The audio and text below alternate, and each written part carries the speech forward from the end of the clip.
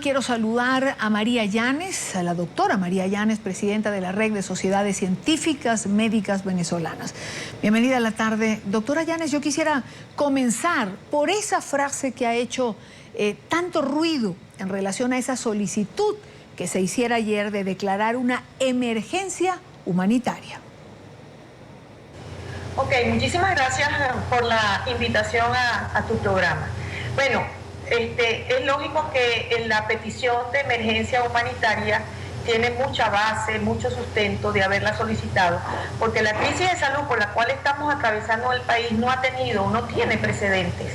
Por lo siguiente, es tan grave la escasez de insumos y materiales médicos que hay, no solamente en el sector público, que ya tiene una crisis que venía arrastrándose desde hace años y que se ha exacerbado en estos últimos meses, sino que también ha alcanzado el sector privado.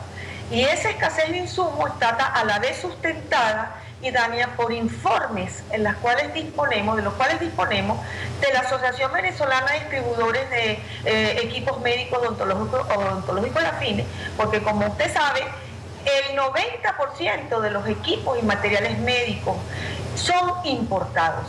Y lo que ha pasado es que simple y llanamente la crisis que hay a nivel de las divisas ha impedido que estos materiales hayan sido distribuidos en el país. Entonces, desde prácticamente el 14 de mayo se está presentando, inclusive la Red de Sociedades Científicas Médicas Venezolanas en aquella oportunidad, el 11 de junio, hizo un pronunciamiento también en una rueda de prensa donde advertíamos de las fallas graves que habían en materiales, inclusive de uso corriente, de uso cotidiano, como gasas, suturas, soluciones fisiológicas, materiales tan importantes como estén coronarios para tratar las enfermedades cardiovasculares isquémicas. Es decir, una cantidad de materiales, por lo cual hoy en día a los pacientes los pacientes están arriesgando su vida porque nosotros no disponemos de ningún material, porque a esta fecha, en el último informe que presentó la asociación, ya no hay fallas, ya lo que hay son faltas absolutas de estos materiales. Por lo tanto, esto ha llevado a que nosotros lógicamente tengamos una crisis humanitaria de salud. Hoy, doctora Llanes, el diario El Nacional de Venezuela tituló que hay 6.000 pacientes esperando para ser operados en Venezuela. Solo en el hospital universitario, creo recordar, en el servicio de cardiología, que el doctor Gastón Silva decía en una rueda de prensa el día de ayer que calculaban entre 300 y 400 pacientes en espera por una intervención. Inclusive ayer en la rueda de prensa estuvo el jefe de cirugía cardiovascular del hospital universitario, el doctor Gastón Silva, lo cual también intervino y participó en esa rueda de prensa, donde manifiesta que habían cercanos, quizás más de 300 o 800 pacientes en espera de cirugía cardiovascular. Y esto es fundamentalmente porque no hay materiales como lo que yo te dije, no solamente los estés, sino las prótesis valvulares, marcapasos no hay, Idania, para los pacientes que tienen problemas severos como arritmias cardíacas. Pero fíjate que no es solamente allí. Nosotros tenemos unos datos de que a nivel nacional hay inclusive más de 10.000 pacientes de lista de espera. Estoy hablando a nivel nacional. Y en el sector público, en el Hospital JM de Los Ríos, hay una lista de espera de niños en cirugía, para cirugía electiva, porque desde el 2012 no se están haciendo cirugías electivas en el Hospital JM de Los Ríos. De manera que todo esto, y me vas a decir si esto no conlleva a que nosotros hablemos de una emergencia sanitaria nacional que tiene que declararle el Estado, y que primero lo que debe hacer es reconocer la crisis de salud que está presentando el país. Ahora, doctora Llanes, si esto no es una crisis humanitaria, ¿cómo entonces se puede calificar? Es decir, la defensora del pueblo, Gabriela Ramírez, ha dicho en el día de hoy que le parece desproporcionada la solicitud de decretar esta emergencia humanitaria. ¿Cómo calificar entonces la falta de insumos? Es decir, no hay cifras, pero Uno puede asumir que hay gente muriendo porque no hay un marcapaso para ser colocado, que hay gente muriendo porque no tiene un medicamento para el cáncer, porque no hay una máquina con que aplicar la radioterapia. Es decir, la salud no espera. Es correcto. Fíjate que yo me enteré de las declaraciones de la defensora del pueblo y de verdad que yo no dejo de impresionarme ni dejo de asombrarme ante primero la negativa del Estado de reconocer la crisis, porque también otras declaraciones las cuales también me causaron una consternación, o sea, me impresionaron también, es la del ciudadano ministro de Salud cuando declaraba el día de ayer que en relación a la escasez de medicina no se podría declarar inexistentes productos que sí se consiguen y que son fallas puntuales y que también cuando mejoren las medidas contra el contrabando, pues entonces va a mejorar. No, es que mira, Idania, y al ciudadano ministro, es que hay fallas de medicamentos tan importantes como para pacientes también con problemas cardiovasculares, para pacientes con problemas de tiroides, no se consiguen los medicamentos, no se consigue el antihipertensivo, no se consigue el medicamento para el paciente que tiene miastenia grave, que son enfermedades crónicas que le ocasionan riesgo al paciente porque no pueden dejar de tomar el tratamiento que tienen. Son pacientes con cáncer, pacientes, por ejemplo, los pacientes de mucho riesgo como los ancianos, como los niños también, que son dentro de los grupos vulnerables de los cuales tienen que por alguna enfermedad tienen que recibir su tratamiento. O sea, tú también te consigues con unas declaraciones cuando el ministro entonces desestima y minimiza la situación que hay con la escasez de medicamentos, y eso es con informes inclusive de ONG que están relacionadas con estos problemas. Por ejemplo, los medicamentos antirretrovirales para pacientes con VIH. Mira, hasta hace poco, hace 2 días, Acción Solidaria sacó una lista de medicamentos antirretrovirales que no se consiguen ni en el clínico. Y tú sabes que no todos los pacientes pueden recibir un mismo medicamento. Cada paciente es un mundo, es diferente y no todo un mismo medicamento se le puede dar. Cada quien tiene, según la tolerancia, según los efectos que pudiera ocasionar ese medicamento, de recibir uno específico.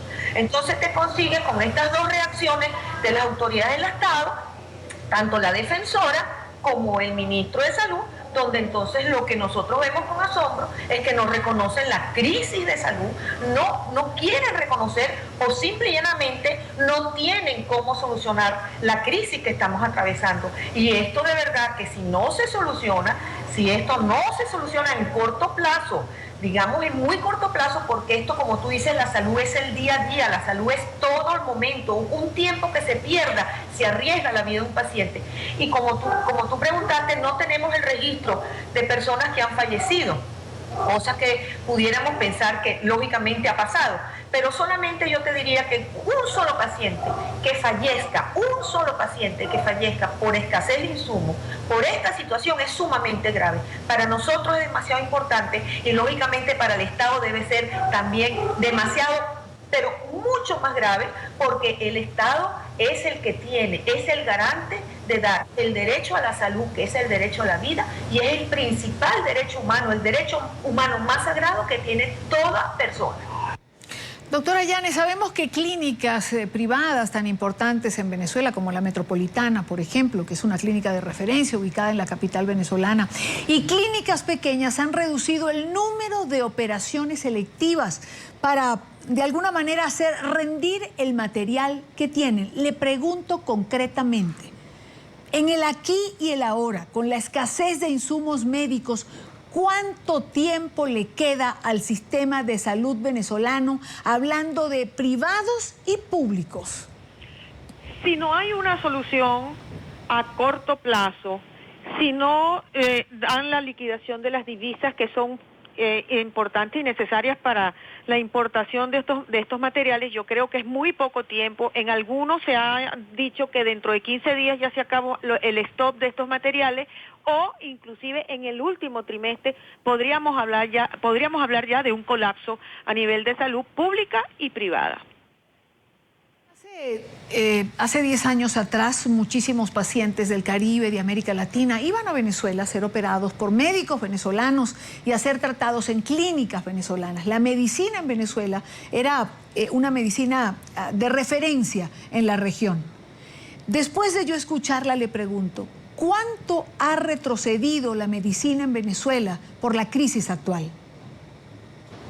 Mira, según los cálculos y la situación que estamos viendo, inclusive en reuniones hemos llegado a que esto ha retrocedido aproximadamente unos 30 años en la medicina aquí en Venezuela. O sea que ya prácticamente estamos dentro de la historia de la medicina aquí en Venezuela, retrocedimos 30 años con esto. Porque no solamente la laparoscopia, Dania, donde al hacer intervenciones abiertas se le aumenta el tiempo de hospitalización al paciente, el tiempo de recuperación es mucho más largo cuando se hacen intervenciones abiertas. Cuando tú colocas un stent por un cateterismo en un paciente infartado, un paciente que ha tenido mira, al día siguiente, cuando tú le hacías a través de un cateterismo, que es la hemodinamia, el proceso de hemodinamia, el paciente al día siguiente se podía ir a su casa prácticamente. Hoy en día, si tienes que resolver un problema coronario, tienes que hacerlo a corazón abierto. Entonces, ¿qué pasa? Un paciente en lo cual va a tener un tiempo de recuperación mucho más largo, tiene que estar en una unidad de terapia intensiva, solventando inclusive todos también los problemas que hay a nivel de las terapias intensivas. En una operación abierta, el paciente lógicamente tiene más tiempo de hospitalización. Entonces, mira, en realidad es un retraso de unos 30 años, que es como hemos llegado nosotros en reuniones que hemos tenido en conjunto con todos los especialistas, las especialidades médicas, las clínicas, los representantes de clínicas, que de verdad esto ha sido un retroceso tan dramático, porque como tú decías, Venezuela era uno de los países latinoamericanos donde se venía, inclusive venía mucho aquí a la clínica Caracas a hacerse intervenciones cardiovasculares.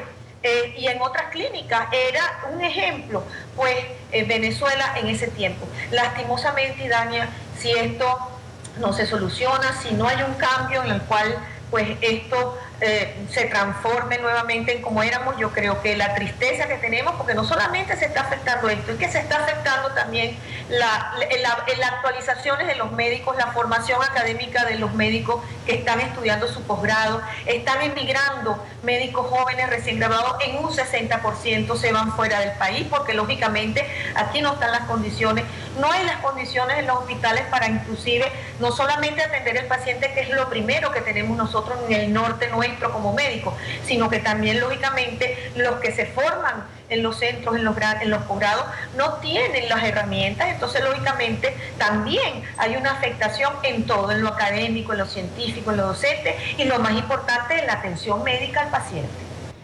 Quiero darle las gracias a la doctora María Yanes, presidenta de la Red de Sociedades Científicas Médicas Venezolanas, por estar con nosotros en NTN 24 y explicar por qué se ha solicitado esta emergencia humanitaria por falta de insumos médicos en Venezuela. Gracias a ti y a ustedes, y estoy a la orden.